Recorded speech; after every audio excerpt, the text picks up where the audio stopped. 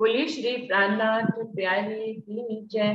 बोलिए श्री सद्गुरु महाराज की जय। भूमिका पढ़ रहे हैं राम रतन महाराज जी की, जिसमें 1 से लेकर 6 पेज तक पहली वीडियो में पढ़ा। अभी 7वें पेज से शुरू कर रहे हैं सुंदर साथी। मगर क्या कभी किसी संसारी को अपनी इस तुच्छता का आभास हो पाता है कि वो कितना तुच्छ है, कितना बंधा हुआ है, कितना गुलाम है? बिल्कुल नहीं, क्योंकि गुलाम होने का पता तो उन्हें चले जिन्हें स्वतंत्र होने की थोड़ी सी खबर भी मिली हो। जिनके पास धन है उन्हें दिवालिया होने का पता चलता है। भिखारियों को तो दिवालिया होने का पता ही नहीं चल सकता।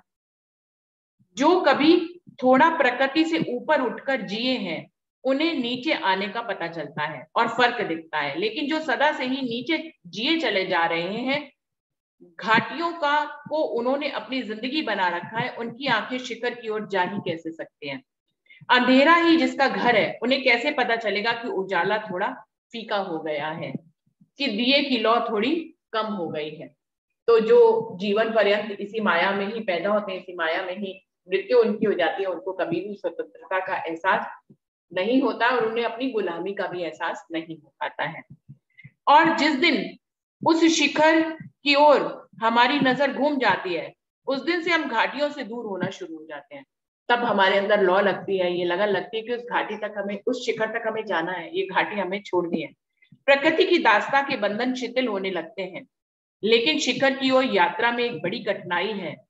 पर्वत पर चढ़ते वक्त जिस जगह हम खड़े होते हैं, वहां तक हमने जो इकट्ठा कर लिया होता है, वह आगे बढ़ने में, कदम उठाने में बाधा ही बन जाता है। तो सबसे बड़ी कठिनाई ये है कि अब तक जीवन में हमने जो इकट्ठा किया होता है, जब हम शिखर पर चढ़ने लगते हैं तो जो हमने इकट्ठा किया होता है वो हमें छोड़ना ही पड़ता है, क्योंकि वो एक बोझ बन जाता है। उसको लेकर हम शिखर तक नहीं जा सकते। तो बहुत ही अच्छे उदाहरणों से हमें समझा रहे हैं बुद्धि प्रकाश जी कि सबसे बड़ी शिखर पे पहुंचने में बाधा ये है कि जो तुमने सामान अब तक इकट्ठा किया है वही बाधा बन जाता है। हर कदम पर कुछ ना कुछ इकट्ठा करते ही चलते हैं। धन, पद, प्रतिष्ठा, परिवार, ये सब हर कदम पर हमारे साथ जुड़ते ही चले जाते हैं। यही बोझिल सामान की तरह हमारे चारों तरफ लटक जाते हैं। ये सब तिजोरियां छाती में अटक जाती हैं। हमें लगता है ये सारे खजाने हैं और ये हम इसको अपनी दिल में बसा लेते हैं, इनसे अपना दिल जोड़ लेते हैं। महाराज जी अपनी तिजोरियों को छोड़ते हुए शिखर पर कदम से कदम लगातार उठाते जा रहे थे।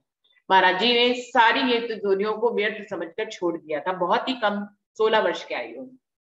महाराज जी जीवन को बड़े गौर से देखने की कोशिश करते हैं कि जो नासमझ हैं वे किस तरह अपने जीवन को तुच्छ लोगों से झगड़ने में ही अपने जीवन को समाप्त कर रहे हैं। उनके भीतर जो सुख की इच्छा भी उठ रही है, वे इतनी क्षुद्र बातों को लेकर होती है कि उनकी उनकी उनकी पूरी में ना वो शक्ति बचती है, ना समय बचता है, ना चेतना बचती है कि वे जीवन के श्रेष्ठ तत्व की ओर प्रभावित हो सके। हम इन छोटी छोटी लड़ाइयों में, छोटी छोटी ईर्ष्या द्वेष में अपना जीवन बिता देते हैं। किसी ने हमें ये बात क्यों कह दी, हमने उसको ये बात क्यों कह दी, जिसके कारण हम अति उत्तम विचार जो परमात्मा से मिलने का है उस तक पहुंच ही नहीं पाते हैं। तो ये हमें जीवन में रोके रहती है। हम कैसे लेते हैं जीवन को, इस पर हमारे सारे स्वर्ग और नर्क निर्भर करते हैं। इस जीवन को हम किस नजरिए से देखते हैं, इस पर ही हमारे स्वर्ग और नर्क निर्भर होते हैं। बुद्धि प्रकाश जी कह रहे हैं हमारे ऊपर निर्भर करता है कि अपने ही भीतर परम आनंद के द्वार खोल लें अथवा नर्क के सारे उपद्रव इकट्ठे करते हुए जीवन को एक अभिशाप बना डालें। अपने त्यागमय साधु जीवन में जो सत्य महाराज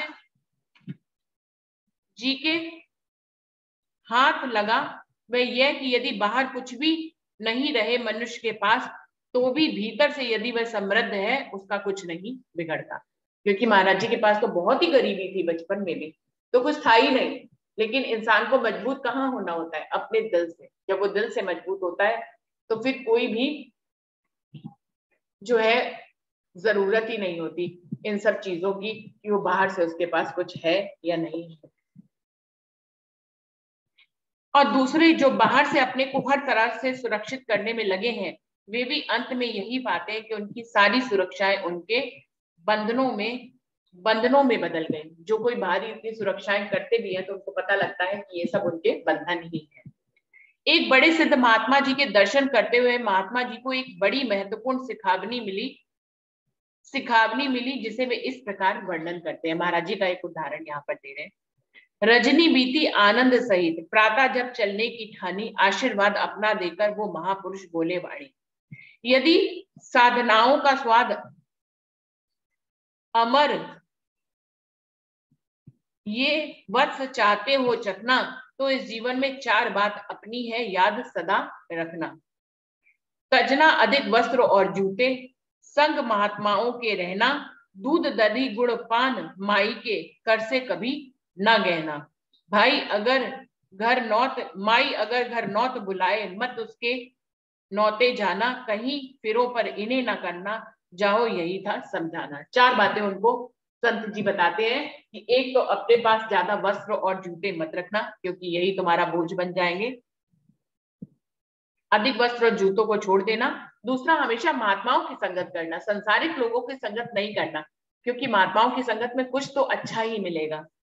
और दूध दही गुड़ पान किसी भी स्त्री के हाथ से नहीं खाना। चौथा, अगर स्त्री घर में बुलाने का भी निमंत्रण दे, कितने भी प्रलोभन देके, तो स्त्री के घर पे मत जाना। तो ये 4 बातें उनको महाराज जी समझाते हैं, महाराज जी को एक महात्मा। कहीं फिरो पर इन्हें करना, जाओ यही था समझाना, यही आपको समझाना था। एक महात्मा के वचनों ने इतना हल्का किया हमें, जाने कितने हल्के होंगे और मिले यदि जीवन में। इल्लत कटी बोझ ढोने से लदे लदे से फिरते थे, अब साधु से भी लगते हैं, तब गृहस्थी से लगते थे। महाराज जी ने उसके बाद सब कुछ त्याग दिया, एक लंगोटी में ही आ गए। जितना भी संग्रह हो पल्ले, मोह सभी में रहता है, मोह भूल माया का प्राणी इसमें उलझा रहता है। नुस्खा भला महात्मा जी ने दिया है इनके आभारी, साथ साथ वस्त्रों के बाटी अपनी ममता भी सारी। उसके बाद महाराज जी ने अपने सारे वस्त्र ही बांट दिए। होकर के निर्द्वंद यात्रा पर जब चले लपक करके, रात काटते बैठे बैठे घुटनों में सर ढक गए। सारी तो चीजें चदरे वदरे सब वस्त्र बांट दिए, अब महाराज जी सोते कैसे, तो अपने घुटनों में ही सर रखकर सोते थे।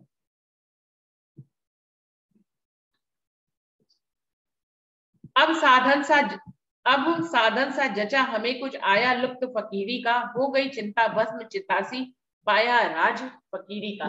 कह रहे महाराज जी, इस दिन से हम फकीर हो गए जब हमने सारे बाहरी आडंबर और बाहरी वस्त्र तक त्याग दिए, कुछ भी अपने लिए नहीं रखा। कोई कल के अगले पल की भी व्यवस्था करने की चिंता उन्होंने छोड़ दी कि रात्रि कैसे कटेगी, दिन कैसे कटेगा, हमारे पास चादर नहीं है, कहाँ लेटेंगे, किस वृक्ष के नीचे लेटेंगे। महाराज जी कह रहे हमने इतना तक सोचना छोड़ दिया, अगले पल क्या होने वाला है इसकी भी चिंता छोड़ दी, और अब हमें फकीरी का लुत्फ आने लग गया क्योंकि अब हम वास्तव में फकीर हो गए थे। इसलिए महाराजा जी की आध्यात्म की समझ यह रही कि जैसे उन्होंने संसार के सभी वस्तुएं त्यागी, वैसे ही अब संगी और साथी भी त्यागेंगे। वे अकेले ही काफी हैं, जन्मों जन्मों बहुत संगी साथी बनाए, सब व्यर्थ हो गए। पाया आखिर में कि वे अकेले ही हैं। ऐसा नहीं है कि उनकी पत्नी और बच्चों ने संगी बनना ना चाहा होगा, पर उनका अनुभव यही कहता है कि जो भी उनके संगी बने, दुख के कारण बने, वे उनके ही कारागृह बने। साधुता की पहली समझ यही है कि वह अकेला ही काफी है। इसलिए महाराज जी यहाँ पे कह रहे हैं कि अकेला रहना सबसे अति उत्तम होता है, अकेला रहना काफी होता है। चाहे सुख हो कि दुख, वह अकेला ही उसे भोगना चाहेगा। वह हर किसी से यही कहेगा कि मुझ पर छोड़ दो। साधुता की यही मुख्य निशानी है, अकेले होने का साहस। साधुता की मुख्य निशानी है कि आप अकेले हो, किसी को भी संगी साथी नहीं बनाया। ये हमारे दुख में साथ देंगे, ये हमारी यात्रा में साथ देंगे, ये हमारे सुख में साथ देंगे। अकेले सुख क्या भोगे, अकेले दुख क्या भोगे, ऐसा इंसान को लगता है। शायद वो दुख तो कभी जीवन में अकेले भोग ले, उसके मन में ये भाव आए कि मैं दुख किसी को नहीं बताता, लेकिन वो सुख जो है दूसरों के साथ बांटना चाहता है, वो सुख अकेले नहीं भोगना चाहता। तो महाराज जी कह रहे हैं साधुता की पहली निशानी यही है कि वो ये जान ले कि वो अकेला है और कोई उसका सुख दुख का साथी नहीं है। अकेले होने का साहस जो कर लेता है वो फकीर हो जाता है। जुड़े नहीं कि संसार में उतरे, फर्क कुछ नहीं पड़ेगा, चाहे आश्रम में रहो अथवा घर गृहस्थी में, अपने संग किसी को भी लेना संसार है। ये उन्होंने एक टैग लाइन हमें शिक्षा के रूप में दी कि अपने संग किसी को भी लेना संसार है। आप किसी के संग हुए नहीं कि आप संसार से जुड़ गए, और आप अकेले हुए नहीं कि आप परमात्मा से जुड़ गए। तो संसार का मतलब है कि आपने संगी साथी बनाए, और आप अकेले हुए नहीं कि आपको परमात्मा की खुशबू आने लग जाएगी। यही कारण है कि बहादुर से बहादुर मनुष्य भी अकेला नहीं हो पाता है, कम से कम तलवार बंदूक तो साथ में रखता ही है। मतलब हम व्यक्तियों से छुटकारा पा लेते हैं तो कोई ना कोई औजार अपने पास रख लेते हैं अपनी सुरक्षा के लिए। जब हमने सब कुछ धनी पे छोड़ दिया तो सुरक्षा भी किस लिए करनी, किस बात की सुरक्षा करनी, वो खुद हमारी सुरक्षा करेगा। ऐसा मन नहीं सोच पाता है, हमें सोचने नहीं देती हमारी बुद्धि। इसलिए लोग दुनिया से तो संबंधों को छोड़कर अकेले हो जाते हैं, लेकिन फिर साथ में अपनी सुरक्षा के लिए बंदूक और कटार रख लेते हैं। तो वो कह रहे हैं आप हर तरह से किसी के भी अगर साथ है तो आप संसार में ही हैं। इसलिए जिनके हाथ में तलवार देखें समझ लें कि भीतर गहन संसारी मूर्छा छाई हुई है और कहीं कोई भय छिपा हुआ है। आपने अगर तलवार कटार या बंदूक अपनी सुरक्षा के लिए रखी हुई है तो इसका मतलब यह है कि आप परमात्मा पे पूर्ण विश्वास नहीं कर रहे हैं। आप उस भय का सामना, आप भयभीत हैं और सोचते हैं कि कोई खतरा आएगा तो उससे आप निपटेंगे। नहीं तो तलवार किसके लिए? महाराजा जी नग्न खड़े हैं, हाथ में एक लकड़ी का टुकड़ा भी नहीं है, यही उनकी वीरता का प्रमाण है।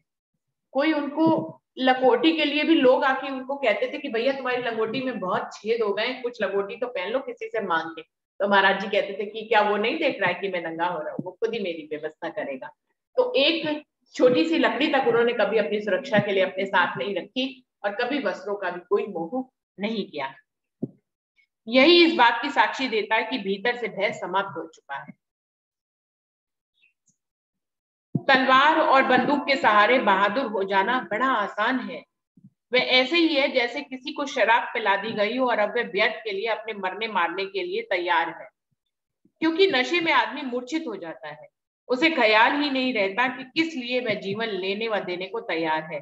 संसारी जमात का लगाव भी एक जहर है, और जब भी कोई इस जहर से भरता है तो वह मूर्छा की आग में लगे मकान में ही कूद सकता है। लेकिन यह बहादुरी असली बहादुरी नहीं है। उसके बगल में सांप रेंग जाए तो वह भड़बड़ा जाएगा, भीतर से विचलित हो जाएगा। इस कारण संसारी बहादुरी और आध्यात्मिक अभय में बड़ा भारी भेद है। आपने तलवार और कटारों के साथ खुद को बहादुर आप समझ रहे हैं तो ये बहुत बड़ी मूर्खता है, महाराज जी कह रहे हैं। आध्यात्मिक अभय में बड़ा भारी भेद है। आप जब आध्यात्मिक हो जाते हैं, आप परमात्मा के ऊपर पूर्ण समर्पण कर देते हैं, वो मिले या ना मिले, लेकिन आप अपनी तरफ से समर्पण कर देते हैं और आप अकेले हो जाते हैं, तब आप आध्यात्मिक बहादुर बनते हैं।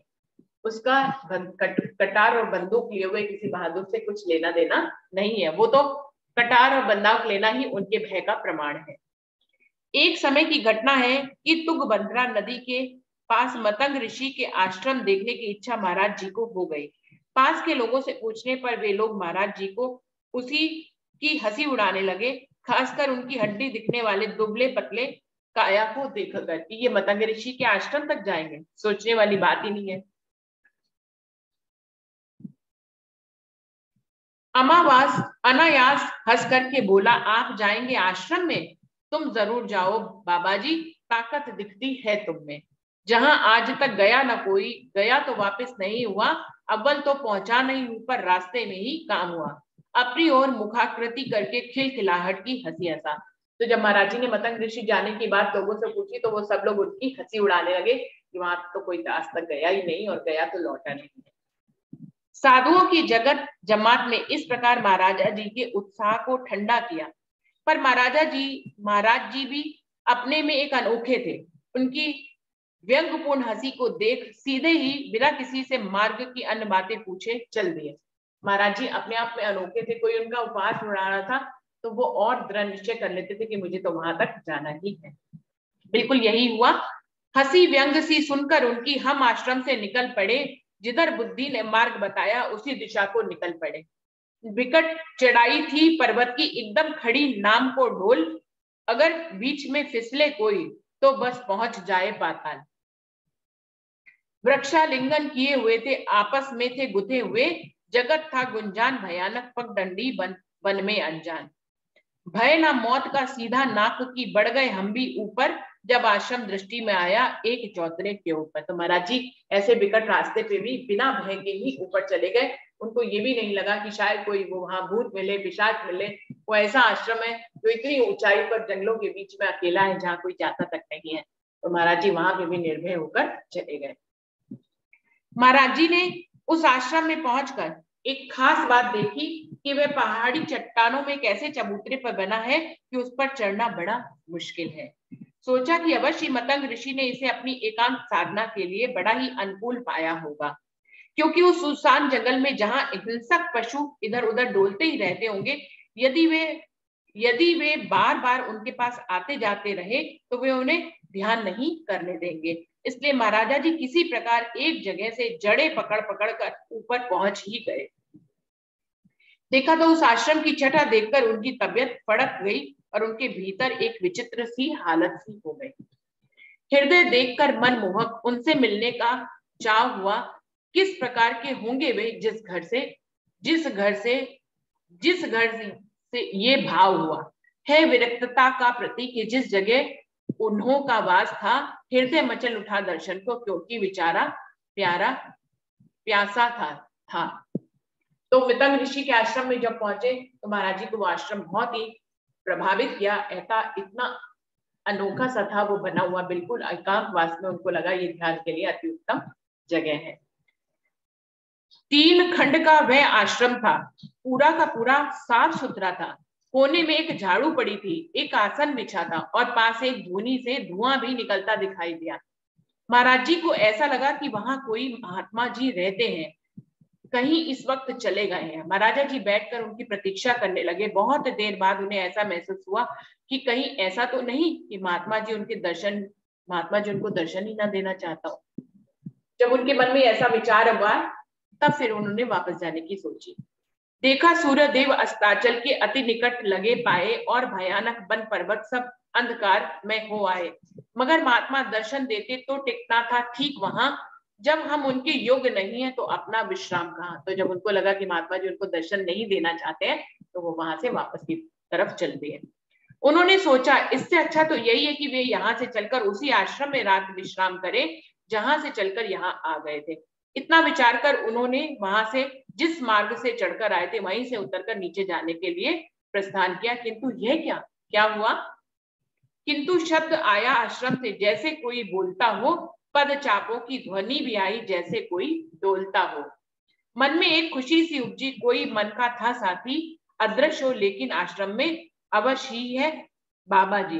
किसी गुप्त रास्ते से अंदर ही अंदर आ गए, कब होते ही संकल्प पूर्णता, पैर मुड़े दर्शन को तक। पुनः आश्रम में पहुंचे, जब फिर से किया तलाश उन्हें, ऋषि तो दूर रहे पर मिली ना उनकी खाक हमें। महाराज जी को पश्चात सुनाई दिए, लेकिन जब वो दोबारा उनके दर्शनों के लिए वहां गए तो उनको दिखाई नहीं दिए।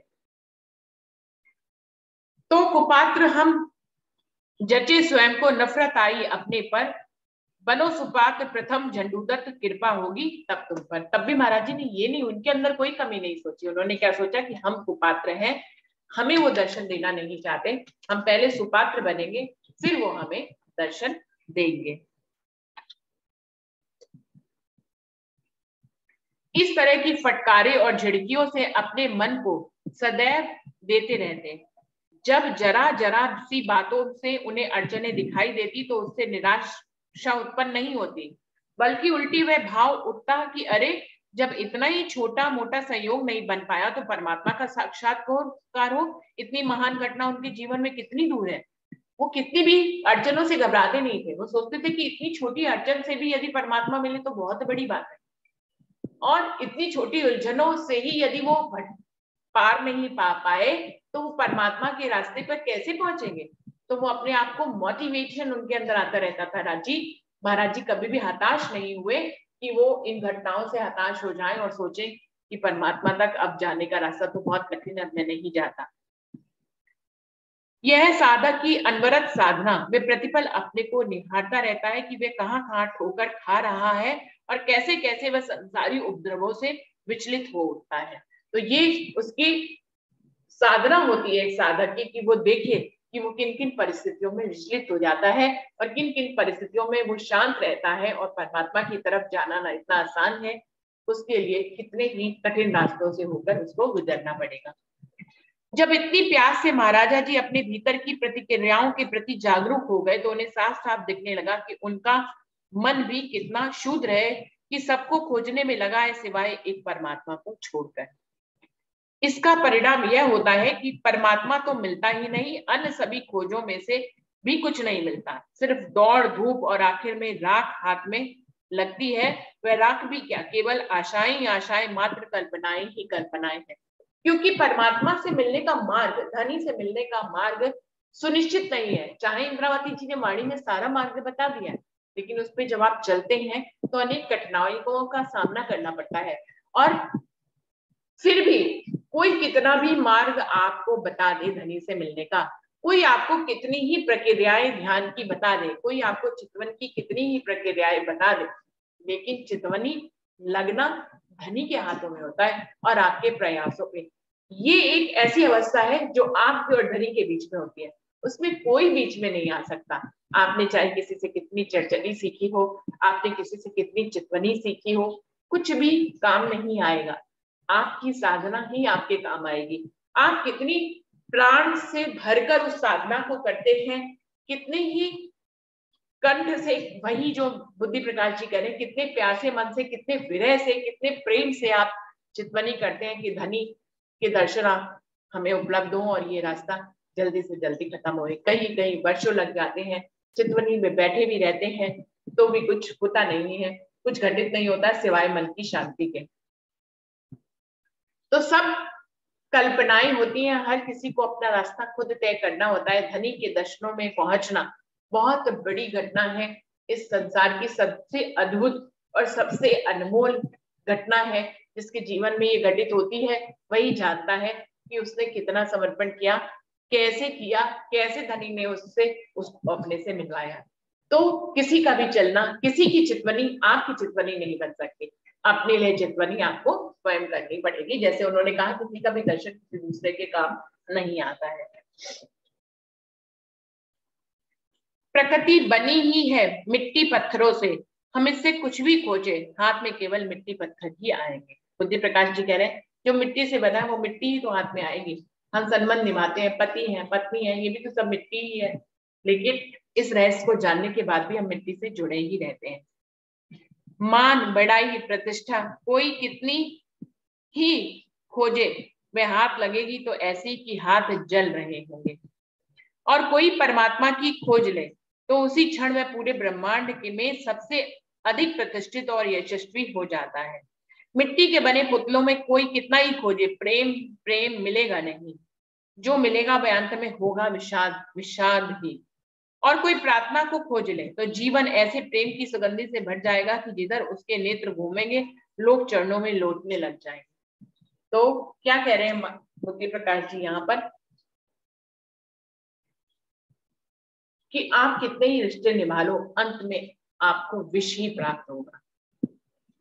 और जब आप प्रार्थना करते हैं, धनी की खोज में खुद को लगाते हैं, और तो आपका जीवन सुगंधि से भर जाता है। फिर आपको किसी मान प्रतिष्ठा की जरूरत नहीं होती, वो स्वतः ही परमात्मा से आपको मिलने लग जाती है। जिस प्रकार परमात्मा को हम सदा से छोड़ते आ रहे हैं कि पाने योग्य नहीं है, केवल कुछ कवियों की कल्पनाएं हैं, और इस प्रकार जिसे हम सदा ही अपनी जिंदगी से बाहर रखते हैं, तो अंत में पता चलता है कि परमात्मा ही एकमात्र शरण होने योग्य है। बाकी सब पूरी कल्पना ही कल्पना है। जिसको हम सब समझ रहे हैं, संबंध, घर, नाते, ये सब पूरी कल्पना है। पुत्र कल्पना, पति पत्नी कल्पना, माता पिता कल्पना, मित्र संबंधी सब कल्पना, पशुओं को उनका कुछ भी पता नहीं है। और आज जिन्होंने पश्चिम में नंगा होकर जीना सीख लिया है, चाहे उन्हें हिप्पी कहो या अन्य कुछ, उन्हें भी ये सारी की सारी कल्पनाएं साफ साफ दिखने लग गई हैं। क्या देश, क्या धर्म, क्या जाति, क्या वर्ण और क्या वर्ग भेद। हिप्पी पश्चिम में नंगा खड़ा होकर जो कहने की कोशिश कर रहा है, भारत में साधु वही सदियों से कहता चला आ रहा है। और जो साधु कह रहा है उसमें वजन बहुत ज्यादा है, क्योंकि वह जीवन में समाज द्वारा निर्मित कल्पनाओं का मात्र निषेध ही नहीं करता, बल्कि साथ में वह अपने पास कुछ विशेष निधि होने की भी घोषणा करता है, जो पश्चिम के हिप्पी के पास नहीं होती है। महाराजा जी राम रतन जी ऐसे ही साधुओं में से एक परम साधु हुए हैं, जिन्हें जीवन की श्रेष्ठतम निधि का पता चला है। तो सुंदर साथ जी बाकी का कल पढ़ लेंगे, क्योंकि अब है गुरु से मिलन, और यहाँ पर 13 पेज पर हम लोग पहुंच गए हैं। सुंदर साथ जी जी हाँ जी, ये ना राजशाम वाले ग्रुप ना एक पीडीएफ आई थी, सुंदर साथ को अनुभव हुए राज जी के, उसमें बहुत ही प्यारे प्यारे अनुभव थे। वो मेरे पास से तो मतलब डिलीट हो गई है, और शायद वो चंदन दीदी ने ही भेजी थी पहले, बाद में ना वो 2-2 3-3 दिन में एक एक प्रसंग आता था सुंदर साथ का। मुझे कुछ हल्का हल्का सा ध्यान है, उसमें नीचे चंदन का प्रणाम भी लिखा आता था, और उसमें मतलब काफी सारे अनुभव हैं, और वे बहुत ही प्यारे अनुभव हैं। मुझे अच्छे से याद नहीं है, शायद किसी और सुंदर साथ के पास भी वो पीडीएफ हो। यदि किसी के पास हो तो वो प्लीज भेजें, क्योंकि उससे सभी को लाभ मिलेगा। उसमें तो बहुत ही मतलब उसमें ये भी लिखा हुआ था कि महाराज जी ने मतलब मना किया था कि ये जो नजारे महाराज जी के सुंदर साथ को देखने को मिले हैं, इन्हें जाहिर नहीं किया जाए। लेकिन जब महाराज जी ने तन छोड़ दिया, तो उसके बाद उन लोगों ने वे छाप के एक पुस्तक के रूप में और फिर मतलब प्रकाशित कर दिए। तो ये पीडीएफ वैसे मिलती कहाँ है? हार्ड कॉपी के रूप में कहाँ मिलेगी, कहाँ छपी हुई, और किस क्या नाम है उसका? पीडीएफ जो महाराज जी की प्रसंग है उस पुस्तक का नाम क्या है? कोई नाम भी तो होगा, तभी तो उसको ढूंढा जा सकता है। पीडीएफ के रूप में सुंदर साहब किसी के पास हो तो जरूर भेज सकते हैं। प्रणाम जी। प्रणाम जी। प्रणाम जी दीदी। प्रणाम जी। दीदी ये पीडीएफ ना मैंने पढ़ी थी पिछले साल, बहुत ही प्यारे प्यारे अनुभव थे दीदी इसमें महाराज जी के संबंधित, लेकिन ये नहीं पता कि क्या मतलब कहाँ मिल सकती है। एक आधा अनुभव मैं बता भी दूं उसमें पढ़ा हुआ तो, लेकिन वो पूरा डिटेल से नहीं बता सकती, थोड़ा शॉर्ट में बता पाऊंगी। बताइए। बताऊं? जी बिल्कुल। एक बार जी दीदी, एक बार ना एक शेरपुर आश्रम के पास कोई मुसलमान था, उसका ना शेरपुर आश्रम के जस्ट पास में ही खेत था, तो वो रात में अपने खेत पर पहरेदारी कर रहा था। तो उसने सोचा कि भाई मैंने इस मुर्शिद के बारे में, गुरु महाराज जी को मुर्शिद बोल रहा था कि मैंने इस मुर्शिद के बारे में बहुत कुछ सुन रखा है, चलो आज मैं इसके दर्शन करके आता हूँ, यहीं पे तो हूँ खेत पे ही। तो वो रात में ही आश्रम में चला गया। जैसे ही वो आश्रम के अंदर जाता है तो देखता है कि गुरु महाराज जी का शरीर 3 टुकड़ों में बटा पड़ा है। तो वो देख के बहुत बुरी तरह घबरा जाता है, कहते कि क्या हुआ, ये किसने मार दिया इस मुर्शिद को, और ये तो हिंदू मुस्लिम छिड़ जाएगी, और अगर किसी ने मुझे यहाँ आश्रम में देख लिया तो ये तो मेरे ऊपर ही इल्जाम आ जाएगा कि मैंने ऐसे किया है। तो वो कहता है कि कोई मुझे देखे तो इससे पहले मैं यहाँ से भाग जाऊंगा। तो वो जैसे ही भागते हुए आश्रम के दरवाजे पर आता है तो देखता है सामने गुरु महाराज खड़े हैं। तो वो देख के हक्का बक्का रह जाता है कि अभी तो मैं 3 टुकड़ों में इनको देख के आया हूँ और ये सामने खड़े हैं। तो गुरु महाराज कहते हैं कि तुमने मुझे उस अवस्था में देख लिया जिसमें तुम्हें नहीं देखना चाहिए था। तो वो कहता है कि ये क्या लीला है। तो फिर तब गुरु महाराज उसको अंदर बुलाते और कहते हैं कि मेरे अंदर एक नहीं 3 शक्तियां हैं। तो जब वो गद्दी पर विराजमान होते हैं तो उन्हें उस मुसलमान को 7 गुरु महाराज जी के अंदर कृष्ण जी और मोहम्मद साहब और राजी तीनों की छवि बार दिखाई देती है एक के बाद। बिल्कुल ऐसे बहुत से अनुभव उनके एकत्रित हैं, तो किसी सुंदर साथ को यदि पता हो तो जरूर से हम तक पीडीएफ पहुंचाए, हम उनको भी पढ़ना चाहेंगे और उससे लाभ लेना चाहेंगे। सुंदर साथ के लिए बहुत लाभान्वित होगा। और किसी को उसका नाम पता हो उस पुस्तक का और किसने छपवाई है और कहाँ मिलेगी तो जरूर से बताएं। कोई और सुंदर साथ कोई अनुभव जो उन्होंने पढ़ा हो सुना हो जरूर से बताएं। बबीता जी आप कुछ कह रही थी, शायद आपने माइक खोला था। बबीता जी आप कुछ कहना चाह रही हैं?